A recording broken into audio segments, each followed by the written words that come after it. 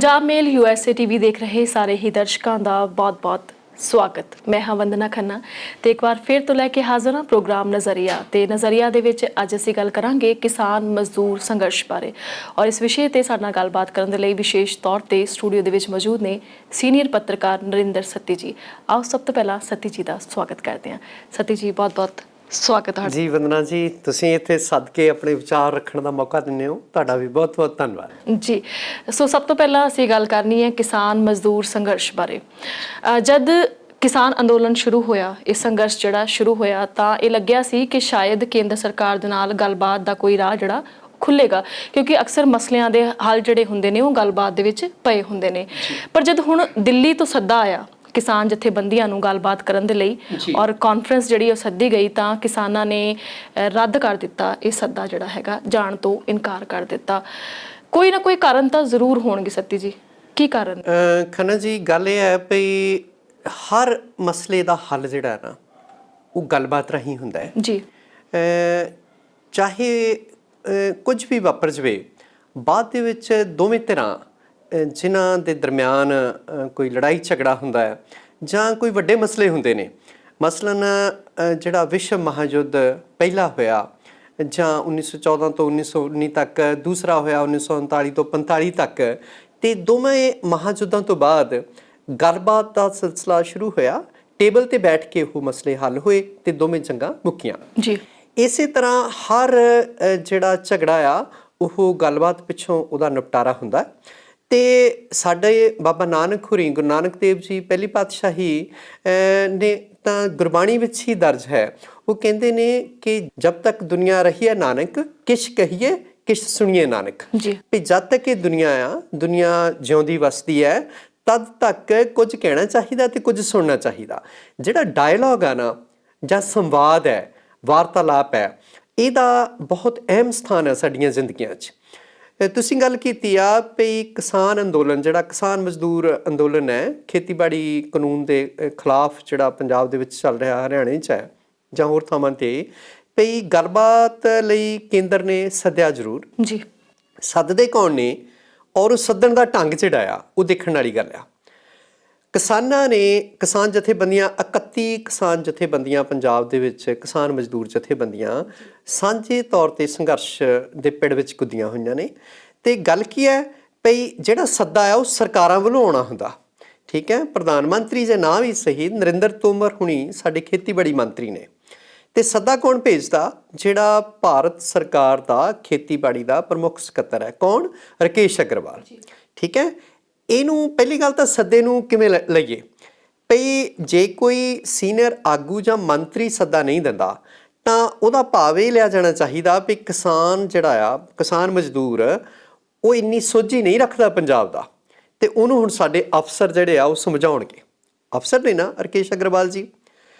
ਅਗਲੀ ਗੱਲ ਤੁਸੀਂ ਦੇਖੋ ਭਈ ਉਹ ਸੱਦਾ ਕਿਵੇਂ ਦਿੰਦੇ ਨੇ? ਸੱਦਾ ਦਿੰਦੇ ਨੇ ਭਈ 8 ਤਰੀਕ ਨੂੰ ਉਹ ਮੇਲ ਪਾਉਂਦੇ ਨੇ किसान यूनियन नूं पे 8 तरीक नूं कमरा नंबर 142 कृषि भवन च एक कॉन्फ्रेंस हो रही आ, जिहदे विच मैं तुहानूं निजी तौर ते सद्दा दिंदा जी, ठीक है, ते तुसीं उहदे विच शामिल होवो। सो वो गलबात दा सद्दा आ जां किसान जिहड़ी वो कॉन्फ्रेंस हो रही आ उहदे च किसानां नूं सद्दा आ जी। फिर वो सद्दा किवें आ भी निजी तौर ते सद्दा, सरकार वल्लों कोई सद्दा नहीं। सो किसान उहो जिहे सद्दे नूं क्यों प्रवान करनगे? ठीक है, सद्दा सरकारां वल्लों हुंदा, सद्दा मंत्रियां वल्लों हुंदा, सद्दा हाकमां वल्लों हुंदा है। सो उहो जी कोई गल नहीं सी, इस करके उन्हां ने उहनूं अप्रवान कर दिता, आउटराइटली उहनूं रद्द कर दिता उस गल नूं जी। बिल्कुल किसान संघर्ष दियां जदों असीं तस्वीरां देखदे हां सत्ती जी, बहुत सारियां तस्वीरां आउंदियां ने जिन्हां दे विच रिलायंस दे जिहड़े पेट्रोल पंप ने उन्हां दा बाइकआउट कीता जा रिहा, ਉਹਦੇ ਨਾਲ ਹੀ ਜੀਓ ਦੇ ਜਿਹੜੇ ਸਿਮ ਨੇ ਉਹ ਕੱਢ ਕੇ ਸੁੱਟੇ ਜਾ ਰਹੇ ਨੇ।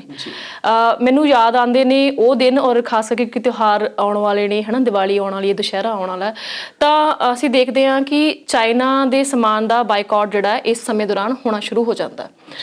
ਅਖਬਾਰਾਂ ਦੀਆਂ ਸੁਰਖੀਆਂ ਬਣਦੀਆਂ ਨੇ ਇਹ ਚੀਜ਼ਾਂ ਔਰ ਉਸ ਤੋਂ ਬਾਅਦ ਲੋਕ ਭੁੱਲ ਜਾਂਦੇ ਨੇ ਔਰ ਚਾਈਨਾ ਦਾ ਸਮਾਨ ਫਿਰ ਤੋਂ ਖਰੀਦਦੇ ਨੇ। ਜਿਹੜਾ ਕਿਸਾਨ ਬਾਈਕਾਟ ਕਰ ਰਹੇ ਨੇ ਰਿਲਾਇੰਸ ਦੇ ਪੈਟਰੋਲ ਪੰਪਾਂ ਦਾ ਜਾਂ ਫਿਰ ਜੀਓ ਦੇ ਸਿਮ ਦਾ, ਕਿਤੇ ਇਹ ਵੀ ਅਖਬਾਰਾਂ ਦੀਆਂ ਸੁਰਖੀਆਂ ਤਾਂ ਨਹੀਂ ਬਣ ਕੇ ਰਹਿ ਜਾਊਗਾ?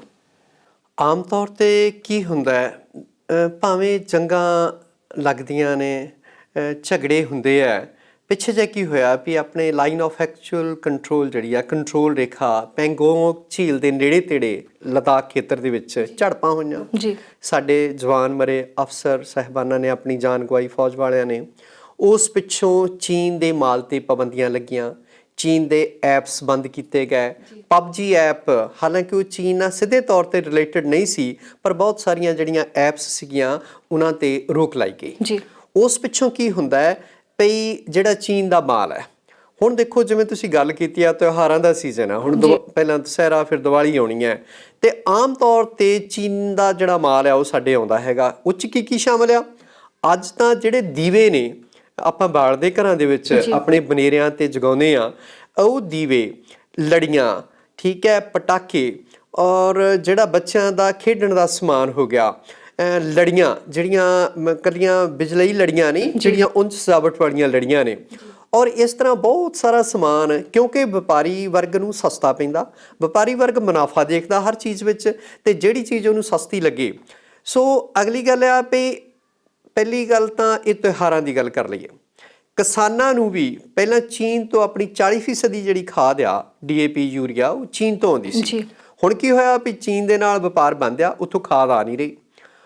ਆਉਣ ਵਾਲਾ ਸਮਾਂ ਜਿਹੜਾ ਆ 25-26 ਅਕਤੂਬਰ ਤੋਂ ਕਣਕ ਦੀ ਬਿਜਾਈ ਸ਼ੁਰੂ ਹੋ ਜਾਂਦੀ ਹੈ, ਠੀਕ ਹੈ ਜੀ। ਹਾੜੀ ਆਪਾਂ ਬੀਜਣ ਲੱਗ ਪੈਂਦੇ ਆ, ਔਰ ਉਸ ਪਿੱਛੋਂ ਮੱਧ ਨਵੰਬਰ ਤੱਕ ਕਣਕ ਦੀ ਬਿਜਾਈ ਚੱਲਦੀ ਹੈਗੀ ਆ। ਜਿਹੜੀ ਥੋੜੀ ਅਗੇਤੀ ਬੀਜ ਲੈਂਦੇ ਆ ਉਹ ਅਕਤੂਬਰ ਵਿੱਚ, ਬਾਕੀ ਮੱਧ ਨਵੰਬਰ ਤੱਕ। 50 ਰੁਪਏ ਜਿਹੜਾ ਬੋਰਾ ਇਸ ਵੇਲੇ ਖਾਦ ਦਾ ਕਿਸਾਨ ਨੂੰ ਮਹਿੰਗਾ ਪੈ ਰਿਹਾ, ਕਿਉਂਕਿ ਖਾੜੀ ਦੇਸ਼ਾਂ ਤੋਂ ਮੰਗਵਾਈ ਜਾ ਰਹੀ ਆ। ਪਹਿਲਾਂ ਜਿਹੜਾ ਖਾਦ ਦਾ ਥੈਲਾ ਯੂਰੀਆ ਦਾ, DAP ਦਾ, ਉਹ 1150 ਦਾ ਸੀ ਜੀ, ਹੁਣ 1200 ਦਾ ਹੋ ਗਿਆ। ਉਹ ਸਿੱਧਾ ਹੀ ਕਿਤੇ ਬੋਝ ਪੈ ਰਿਹਾ, 30 ਕਰੋੜ ਦਾ ਬੋਝ ਇਸ ਸੀਜ਼ਨ ਵਿੱਚ ਇਕੱਲੇ ਕਿਸਾਨਾਂ ਤੇ ਪੈ ਜਾਏਗਾ ਜੀ। ਸੋ ਇਸੇ ਤਰ੍ਹਾਂ ਜਿਹੜੇ ਰਿਲਾਇੰਸ ਜਾਂ ਤੁਸੀਂ ਜੀਓ ਦੀ ਗੱਲ ਕੀਤੀ ਹੈ, ਜੀਓ ਅੱਜ ਸਭ ਤੋਂ ਸਸਤਾ ਫੋਨ ਗਿਣਿਆ ਜਾਂਦਾ। ਜੀਓ ਦਾ ਜਿਹੜਾ ਸਿਮ ਹੈ ਜਾਂ ਜੀਓ ਦਾ ਜਿਹੜਾ ਪਲਾਨ ਹੈ, ਟੈਰਿਫ ਹੈ, ਉਹ ਸਭ ਤੋਂ ਸਸਤਾ ਹੈਗਾ। ਤੇ ਜਿਹੜਾ ਆਮ ਬੰਦਾ ਵਿਚਾਰਾ, ਜਿਹੜਾ ਮਹਿੰਗੇ ਜਿਹੜੇ ਸਿਮ ਉਹ ਹੋਰ ਕੰਪਨੀਆਂ ਦੇ ਉਹ ਨਹੀਂ ਅਫੋਰਡ ਕਰ ਸਕਦਾ, ਉਹ ਤਾਂ ਜੀਓ ਦਾ ਹੀ ਚਲਾਏਗਾ। ਇਹ ਜਿਹੜਾ ਵੀ ਜੀਓ ਦੇ ਸਿਮ ਕੱਢ ਕੇ ਸੁੱਟ ਦੋ, ਇਹ ਨਾ ਪ੍ਰੈਕਟੀਕਲ ਗੱਲ ਹੈ ਨਹੀਂ ਗੀ, ਪ੍ਰੈਗਮੈਟਿਕ ਇਹਦੇ ਵਿੱਚ ਕੁਛ ਨਹੀਂਗਾ। ਤੁਸੀਂ ਜਦੋਂ ਕਿਸੇ ਗੱਲ ਨੂੰ ਨਾ ਆਪਾਂ ਪਰਖ ਦੀ ਕਸਵੱਟੀ ਤੇ ਪਰਖਣਾ ਹੁੰਦਾ, ਤੇ ਉਹ ਜਦੋਂ ਉਹ ਤੁਸੀਂ ਸਾਣ ਲਾਉਂਦੇ ਹੋ ਤਾਂ ਉਹਦੇ ਵਿੱਚੋਂ ਕੁਛ ਵੀ ਨਹੀਂ ਨਿਕਲਦਾ। ਅੱਜ ਜੇ ਜੀਓ ਦੇ ਸਿਮ ਜਿਹੜੇ ਕੱਢ ਕੇ ਸੁੱਟੇ ਜਾ ਰਹੇ, ਕਿੰਨੇ ਕੁ ਲੋਕ ਸੁੱਟਦੇ ਨੇ, ਠੀਕ ਹੈ। ਬਾਕੀ ਰਹੀ ਗੱਲ ਰਿਲਾਇੰਸ ਦੀ, ਰਿਲਾਇੰਸ ਦੇ ਪੈਟਰੋਲ ਪੰਪਾਂ ਤੇ ਬਹੁਤ ਦਿਨਾਂ ਤੋਂ ਹੁਣ ਧਰਨੇ ਦਿੱਤੇ ਜਾ ਰਹੇ ਆ, ਬੰਦ ਨੇ, ਠੀਕ ਹੈ। ਅਡਾਨੀ ਦਾ ਇੱਕ ਡਗਰੂ ਪਿੰਡ ਦੇ ਵਿੱਚ ਜਿਹੜਾ ਕਣਕ ਦੇ ਸਟੋਰ ਭੰਡਾਰਨ ਦਾ ਥਾਂ ਹੈਗਾ, ਉਹਦੇ ਅੱਗੇ ਪੱਕਾ ਧਰਨਾ ਲਾਇਆ ਹੋਇਆ ਕਿਸਾਨਾਂ ਨੇ। ਇਸ ਤਰ੍ਹਾਂ ਜਿਹੜੇ ਟੋਲ ਪਲਾਜ਼ੇ ਨੇ, ਪਹਿਲਾਂ ਸੰਗਰੂਰ ਬਠਿੰਡੇ ਵਾਲੇ ਪਾਸੇ, ਹੁਣ ਜਿਹੜਾ ਸਭ ਤੋਂ ਵੱਡਾ ਪੰਜਾਬ ਦਾ ਟੋਲ ਪਲਾਜ਼ਾ, ਜਿੱਥੋਂ 50 ਲੱਖ ਰੋਜ਼ ਦੀ ਕੇਂਦਰ ਸਰਕਾਰ ਨੂੰ ਆਮਦਨ ਹੁੰਦੀ ਹੈ ਜੀ, ਉਹਨੂੰ ਬੰਦ ਕਰ ਦਿੱਤਾ। ਲਾਡੋਵਾਲ ਟੋਲ ਪਲਾਜ਼ਾ ਜਿਹੜਾ ਜਲੰਧਰ ਲੁਧਿਆਣਾ ਰੋਡ ਉੱਤੇ ਹੈਗਾ। ਤੇ ਕਿਸਾਨ ਇੱਕ ਤਰ੍ਹਾਂ ਨਾਲ ਕਹਿੰਦੇ ਨੇ ਵੀ ਜਿਹੜੀਆਂ ਇਹ ਸਾਰੀਆਂ ਕੰਪਨੀਆਂ ਇਹ ਅੰਬਾਨੀ ਅਡਾਨੀ ਚਲਾਉਂਦੇ ਨੇ, ਜਿਨ੍ਹਾਂ ਦੀ ਪਿੱਠ ਜਿਹੜੀ ਆ ਉਹ ਕੇਂਦਰ ਸਰਕਾਰ ਪੂਰਦੀ ਆ, ਇਸ ਕਰਕੇ ਇਹਨਾਂ ਦੇ ਬਿਜ਼ਨਸ ਨੂੰ ਫੇਲ ਅਸੀਂ ਕਰਨ ਦੇ ਲਈ ਇਹ ਸਾਰਾ ਕੁਝ ਕਰ ਰਹੇ ਹਾਂ। ਪਰ ਇਹ ਵਰਤਾਰਾ ਕਿੰਨਾ ਕੁ ਚਿਰ ਚੱਲਣਾ, ਇਹਦੇ ਕੀ ਸਿੱਟੇ ਨਿਕਲਣਗੇ, ਇਹ ਸਾਰਾ ਕੁਝ ਹਾਲੇ ਭਵਿੱਖ ਤੈਅ ਕਰੇਗਾ ਇਹਨਾਂ ਗੱਲਾਂ ਨੂੰ। ਪਰ ਅਗਲੀ ਕੁਝ ਗੱਲਾਂ ਇੱਦਾਂ ਵੀ ਆਉਂਦੀਆਂ ਵੀ ਇੱਕ ਨੂਰਪੁਰਾ ਪਿੰਡ ਆ ਜ਼ਿਲ੍ਹਾ ਲੁਧਿਆਣਾ 'ਚ, ਜਗਰਾਵਾਂ ਰਾਏਕੋਟ ਵਾਲੇ ਪਾਸੇ ਪੈਂਦਾ, ਉੱਥੇ ਕੋਈ ਮਿਸਟਰ ਜਿੰਦਲ ਨੇ ਉਹਦੇ ਮਾਲਕ, ਉਹ ਕਹਿੰਦੇ ਭਈ ਉਸ ਪੈਟਰੋਲ ਪੰਪ ਮੇਰਾ ਤਾਂ ਕਹਿੰਦੇ ਬੰਦ ਆ, ਉਹਨਾਂ ਨੇ ਆਪੇ ਹੀ ਢੱਕ ਦਿੱਤਾ ਤਰਪਾਲਾਂ ਪਾ ਕੇ। ਤੇ ਕਹਿੰਦੇ ਮੈਂ ਜ਼ਿਆਦਾ ਤੌਰ ਤੇ ਗੱਡੀ 'ਚ ਤੇਲ ਤਾਂ ਪੈਣਾ ਹੀ ਆ, ਉਹ ਕਹਿੰਦੇ ਮੈਂ ਹੋਰ ਪੈਟਰੋਲ ਪੰਪਾਂ ਤੋਂ ਪਾਉਂਦਾ। ਪਰ ਉਹ ਕਿਸਾਨ ਅੰਦੋਲਨ ਦੇ ਵਿੱਚ ਸ਼ਾਮਲ ਹੋਏ ਨੇ, ਉਹਨਾਂ ਨੇ ਆਪਣੇ ਬੈਨਰ ਵੀ ਲਾਇਆ ਹੋਇਆ ਵੀ ਮੈਂ ਜਿਹੜਾ ਫਲਾਂ ਜਿੰਦਲ ਆ, ਮੈਂ ਕਿਸਾਨ ਮਜ਼ਦੂਰ ਸੰਘਰਸ਼ ਦੀ ਹਮਾਇਤ ਕਰਦਾ ਤੇ ਉਹਨਾਂ ਦੇ ਨਾਲ ਆ। ਉਹਨਾਂ ਨੇ ਕਾਲਾ ਜਿਹੜਾ ਝੰਡਾ ਆ ਉਹ ਵੀ ਉਹਦੇ ਉੱਤੇ ਆਪਣੇ ਬੈਨਰ ਦੇ ਉੱਤੇ ਲਾਇਆ ਹੋਇਆ। ਸੋ ਕਿਤੇ ਕਿਤੇ ਲੋਕ ਜਿਹੜੇ ਆ ਉਹ ਹਮਾਇਤ ਵੀ ਕਰ ਰਹੇ ਆ, ਉਹ ਸਮਝਦੇ ਆ ਦਰਦ, ਪਰ ਉਹ ਕਿੰਨੀ ਕੁ ਦੁਨੀਆ ਉਹਨਾਂ ਦਾ ਦਰਦ ਸਮਝਦੀ ਆ। ਸੋ ਇਹ ਜਿਹੜੇ ਰਿਲਾਇੰਸ, ਜੀਓ, ਚੀਨੀ ਮਾਲ ਦਾ ਬਾਈਕਾਟ, ਇਹ ਕੁੱਲ ਮਿਲਾ ਕੇ ਤਾਂ ਸਾਡੇ ਸੂਬੇ ਨੂੰ ਘਾਟਾ ਪੈ ਰਿਹਾ, ਠੀਕ ਹੈ। ਸੋ ਇਸ ਤਰ੍ਹਾਂ ਦਾ ਜਿਹੜਾ ਵਰਤਾਰਾ ਹੈ ਆਪਾਂ ਦੇਖਦੇ ਹਾਂ ਵੀ ਕਿੰਨਾ ਕੁ ਚਿਰ ਹੋਰ ਚੱਲਣਾ ਹੈਗਾ ਜੀ। ਬਿਲਕੁਲ ਸਤੀ ਜੀ, ਜਿਵੇਂ ਕਿ ਤੁਸੀਂ ਗੱਲ ਸ਼ੁਰੂ ਹੀ ਕੀਤੀ, ਕਣਕ ਦੀ ਬਿਜਾਈ ਦੀ ਗੱਲ ਕੀਤੀ, ਕਣਕ ਦੀ ਬਿਜਾਈ ਜਿਹੜੀ ਆ ਉਹ ਸਿਰ ਤੇ ਹੈ, ਕਿਸਾਨ ਜਿਹੜੇ ਨੇ ਸੜਕਾਂ ਤੇ ਆ ਜੀ। ਇਸ ਤਸਵੀਰ ਨੂੰ ਤੁਸੀਂ ਕਿਵੇਂ ਵੇਖਦੇ ਹੋ? ਪਹਿਲੀ ਗੱਲ ਤਾਂ ਇਹ ਆ ਵੀ ਕਿਸਾਨਾਂ ਦਾ ਜਿਵੇਂ ਦਾ ਹੁਣ ਰੌਂ ਆ ਨਾ, ਇਸ ਰੌਂ ਤੋਂ ਤਾਂ ਲੱਗਦਾ ਵੀ ਜਦ ਤੱਕ ਜਿਹੜੇ ਖੇਤੀ ਕਾਨੂੰਨ ਰੱਦ ਨਹੀਂ ਹੁੰਦੇ ਕਿਸਾਨ ਆਪਣੇ ਘਰਾਂ ਨੂੰ ਨਹੀਂ ਪਰਤਣਗੇ। ਉਹਨਾਂ 'ਚ ਜਿਹੜੇ ਮੁਜ਼ਾਹਰੇ ਹੋ ਰਹੇ ਆ, ਰੇਲ ਗੱਡੀਆਂ ਦੀਆਂ ਲਾਈਨਾਂ 'ਤੇ ਰੇਲਵੇ ਲਾਈਨਾਂ 'ਤੇ ਧਰਨੇ ਦਿੱਤੇ ਜਾ ਰਹੇ ਆ, ਭਾਜਪਾ ਆਗੂਆਂ ਦੇ ਘਰ ਘੇਰੇ ਜਾ ਰਹੇ ਆ, ਉਹਨਾਂ ਦੇ ਦਫ਼ਤਰ ਘੇਰੇ ਜਾ ਰਹੇ ਆ। ਇਸੇ ਤਰ੍ਹਾਂ ਜਿਵੇਂ ਆਪਾਂ ਦੇਖਦੇ ਹਾਂ ਰਿਲਾਇੰਸ ਦੇ ਪੈਟਰੋਲ ਪੰਪ ਹੋ ਗਏ, ਰਿਲਾਇੰਸ ਦੇ ਮਾਲਸ ਜਿਹੜੇ ਨੇ ਉਹਨਾਂ ਦੀ ਵੀ ਘੇਰਾਬੰਦੀ। ਹਾਲੇ ਥੋੜ੍ਹੇ ਦਿਨ ਪਹਿਲਾਂ 2-4 ਦਿਨ ਪਹਿਲਾਂ ਜਲੰਧਰ ਦੇ ਵਿੱਚ ਰਿਲਾਇੰਸ ਦਾ ਵੱਡਾ ਮਾਲ ਹੈ ਜੀ, ਉਹਨੂੰ ਘੇਰ ਲਿਆ ਕਿਸਾਨ ਮਜ਼ਦੂਰ ਜਥੇਬੰਦੀਆਂ ਨੇ ਇਕੱਠੇ ਹੋ ਕੇ। ਤਾਂ ਜਿਹੜਾ ਦੇਖੋ ਖੇਤੀਬਾੜੀ ਸੰਕਟ ਪਹਿਲਾਂ ਹੀ ਸੂਬਾ ਬਹੁਤ ਸਾਰੇ ਸੰਕਟਾਂ ਵਿੱਚੋਂ ਗੁਜ਼ਰ ਰਿਹਾ। ਬੇਰੁਜ਼ਗਾਰੀ ਆ, ਮੈਡੀਕਲ ਸੇਵਾਵਾਂ ਨਹੀਂ, ਵਿੱਦਿਅਕ ਜਿਹੜੀਆਂ ਸੰਸਥਾਵਾਂ ਆ ਉਹ ਆਮ ਬੰਦੇ ਦੀ ਲੁੱਟ ਖਸੁੱਟ ਕਰ ਰਹੀਆਂ, ਅਤੇ ਉੱਥੇ ਗਰੀਬ ਦਾ ਬੱਚਾ ਤਾਂ ਪੰਡ ਜਾ ਨਹੀਂ ਸਕਦਾ। ਅਤੇ ਜਿਵੇਂ ਹੁਣ ਕਣਕ ਦੀ ਬਿਜਾਈ ਸਿਰ 'ਤੇ ਆ, ਝੋਨਾ ਹਾਲੇ ਮੰਡੀਆਂ 'ਚ ਰੁਲਦਾ, ਠੀਕ ਹੈ ਜੀ, ਉਹਦੀ ਪੂਰੀ ਤਰ੍ਹਾਂ ਖਰੀਦ ਜਿਹੜੀ ਆ ਉਹ ਨਹੀਂ ਹੋ ਰਹੀ, ਨਾ ਸਰਕਾਰੀ ਏਜੰਸੀਆਂ ਕਰ ਰਹੀਆਂ ਨਾ ਪ੍ਰਾਈਵੇਟ, ਠੀਕ ਹੈ। ਅਤੇ ਇਹ ਜਿਹੜੀ ਮੌਜੂਦਾ ਸਥਿਤੀ ਆ ਇਹ ਸਾਨੂੰ ਆਰਥਿਕ ਤੌਰ 'ਤੇ ਇਹ ਹੋਰ ਥੱਲੇ ਲਾਏਗੀ। ਆਰਥਿਕ ਤੌਰ 'ਤੇ ਤਾਂ ਪਹਿਲਾਂ ਹੀ ਜਿਹੜੀ ਸਾਡੀ ਚੂੜ ਹਿੱਲੀ ਹੋਈ ਆ ਪੰਜਾਬ ਦੀ। ਤਾਂ ਜੇ ਹੁਣ ਕਣਕ ਦੀ ਬਿਜਾਈ ਲੇਟ ਹੁੰਦੀ ਆ, ਉੱਧਰੋਂ ਖਾਦ ਨਹੀਂ ਮਿਲ ਰਹੀ, DAP ਯੂਰੀਆ ਦੀ ਸ਼ਾਰਟੇਜ ਹੈਗੀ ਆ, ਉੱਧਰੋਂ ਮਾਲ ਗੱਡੀਆਂ ਬੰਦ ਨੇ ਕਿਉਂਕਿ ਰੇਲਵੇ ਲਾਈਨਾਂ 'ਤੇ ਧਰਨੇ ਨੇ। ਸੋ ਇਹ ਲੱਗਦਾ ਹੈਗਾ ਵੀ ਇਹ ਜਿਹੜਾ ਮੌਜੂਦਾ ਸਥਿਤੀ ਆ ਇਹ ਸਾਡੇ ਅਰਥਚਾਰੇ ਨੂੰ ਹੋਰ ਢਾਹ ਲਾਵੇਗੀ। ਸਤੀਸ਼ ਜੀ, ਗੱਲਬਾਤ ਦਾ ਸਿਲਸਿਲਾ ਇਸੇ ਤਰ੍ਹਾਂ ਜਾਰੀ ਰੱਖਾਂਗੇ। ਮਿਲਦੇ ਹਾਂ ਇੱਕ ਬ੍ਰੇਕ ਤੋਂ ਬਾਅਦ। पंजाब मेल USA presents एक मुलाकात। विदेशां 'ਚ ਵਸਦੇ ਉਹ ਪੰਜਾਬੀ ਜਿਨ੍ਹਾਂ ਚੁੰਮੇ ਕਾਮਯਾਬੀ ਦੇ ਆਸਮਾਨ, ਜਿਨ੍ਹਾਂ ਦੇ ਸਿਰੜ ਨੂੰ ਜ਼ਮਾਨਾ ਕਰਦਾ ਹੈ ਸਲਾਮ। ਉਹਨਾਂ ਦੀ ਜ਼ਿੰਦਗੀ ਤੇ ਪ੍ਰਾਪਤੀਆਂ ਨਾਲ ਸਾਂਝ ਪਾਉਂਦਾ ਪ੍ਰੋਗਰਾਮ ਇੱਕ ਮੁਲਾਕਾਤ, ਸਿਰਫ ਪੰਜਾਬ ਮੇਲ USA ਚੈਨਲ ਤੇ।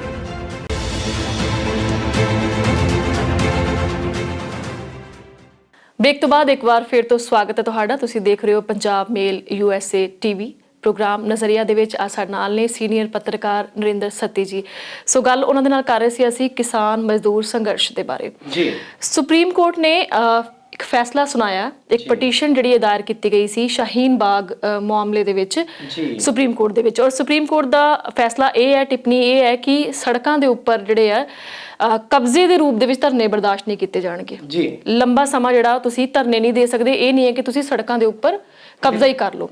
ਇਹ ਟਿੱਪਣੀ ਜਿਹੜੀ ਹੈਗੀ ਹੈ ਇਹ ਉਦੋਂ ਆਉਂਦੀ ਹੈ, ਇਹਨੂੰ ਕੋਈ ਇਨਸੀਡੈਂਸ ਵੀ ਕਹਿ ਸਕਦੇ ਆ, ਉਦੋਂ ਆਉਂਦੀ ਹੈ ਜਦ ਕਿਸਾਨ ਸੰਘਰਸ਼ ਜਿਹੜਾ ਉਹ ਪੰਜਾਬ ਦੇ ਵਿੱਚ ਚੱਲ ਰਿਹਾ ਜੀ। ਕੀ ਤੁਸੀਂ ਇਹਨਾਂ ਦੋਨਾਂ ਗੱਲਾਂ ਨੂੰ ਜੋੜ ਕੇ ਵੇਖਦੇ ਹੋ? ਦੇਖੋ, ਇਹ ਇੱਕ ਤਰ੍ਹਾਂ ਨਾਲ ਤਾਂ ਵੰਦਨਾ ਜੀ ਮੌਕਾ ਮੇਲ ਹੈਗਾ ਵੀ ਸ਼ਾਹੀਨ ਬਾਗ ਦਾ ਜਿਹੜਾ ਮੋਰਚਾ ਉਹ ਵੀ ਬਹੁਤ ਲੰਮਾ ਅਰਸਾ ਚੱਲਿਆ ਸੀ। ਪੂਰੇ ਮੁਲਕ ਤੋਂ ਖਾਸ ਕਰਕੇ ਥੋੜ੍ਹਾ ਬਹੁਤ ਵੀ ਔਰਤ ਜਾਤੀ ਪ੍ਰਤੀ ਹਮਦਰਦੀ ਰੱਖਣ ਵਾਲੇ ਲੋਕ ਜਿਹੜੇ ਆ ਉਹਦੇ ਵਿੱਚ ਸ਼ਾਮਲ ਹੋਏ। ਸਾਰਾ ਦੇਸ਼ ਜਿਹੜਾ ਆ ਇੱਕ ਤਰ੍ਹਾਂ ਨਾਲ ਉਹਨਾਂ ਨੇ ਇੱਕ ਜੁਟਤਾ ਯਕਜਹਿਤੀ ਪ੍ਰਗਟਾਈ ਸੀ ਉਸ ਮੋਰਚੇ ਦੇ ਨਾਲ।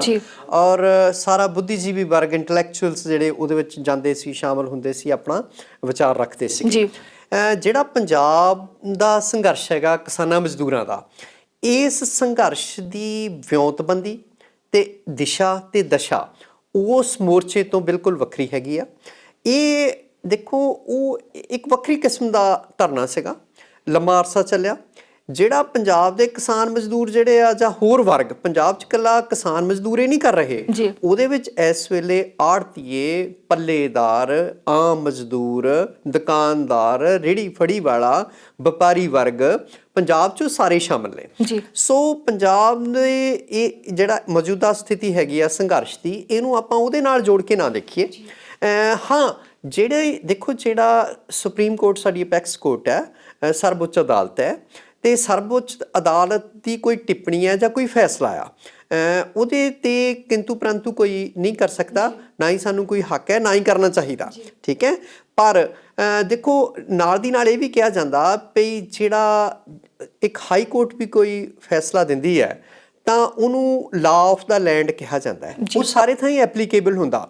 ਪਰ ਆਇਆ ਜਿਹੜਾ ਹੁਣ ਸ਼ਾਹੀਨ ਬਾਗ ਦੇ ਮਸਲੇ 'ਚ ਸੁਪਰੀਮ ਕੋਰਟ ਦੀ ਟਿੱਪਣੀ ਆ, ਉਹ ਸਾਡੇ 'ਤੇ ਲਾਗੂ ਹੁੰਦੀ ਆ ਜਾਂ ਨਹੀਂ ਲਾਗੂ ਹੁੰਦੀ, ਉਹ ਦੇਖਣ ਵਾਲੀ ਗੱਲ ਹੈਗੀ ਆ।